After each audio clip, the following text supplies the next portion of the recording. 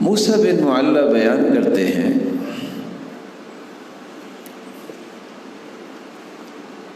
حذیفہ کہنے لگے مجھے یا موسیٰ ثلاث خصال اذا كن فيك لم ينزل من السماء خير الا كان لك فيه نصيب.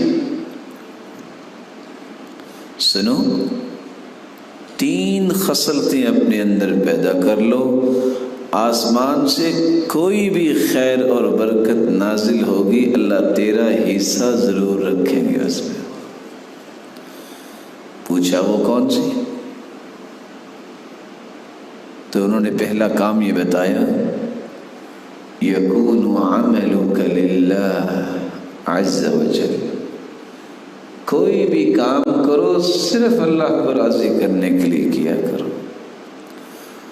اور صحیح الجامع کی روایت ہے، سلسلہ صحیحہ کی روایت ہے، رسول اللہ صلی اللہ علیہ وسلم نے اس لیے فرمایا ان اللہ لا يقبل من العمل الا ما كان له خالصا وابتغي به وجهه.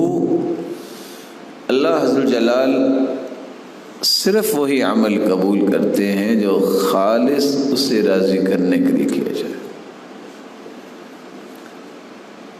دوسرا کام اگر تم کر لو، آسمان سے نازل ہونے والی ہر خیر و برکت میں آپ کا بھی اللہ حصہ رکھیں گے. اور وہ کام کیا ہے؟ وَتُحِبُّ لِلنَّاسِ مَا تُحِبُّ لِنَفْسِكَ. جو اپنے لیے آپ پسند کرتے ہو لوگوں کے لیے بھی پسند کیا کرو. تمہیں پسند ہے نا کہ لوگ تمہاری عزت کریں، تو تم پہلے عزتیں دیا کرو.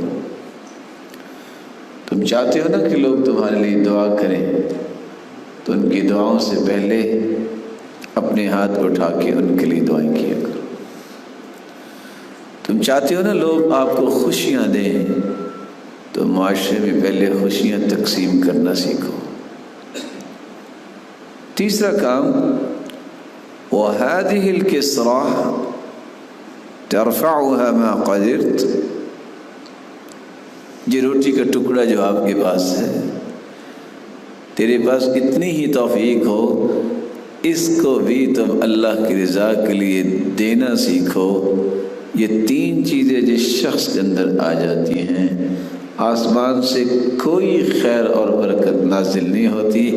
اللہ تعالیٰ نے اس بندے کا حصہ خیر اور برکت کا ضرور رکھا ہوتا.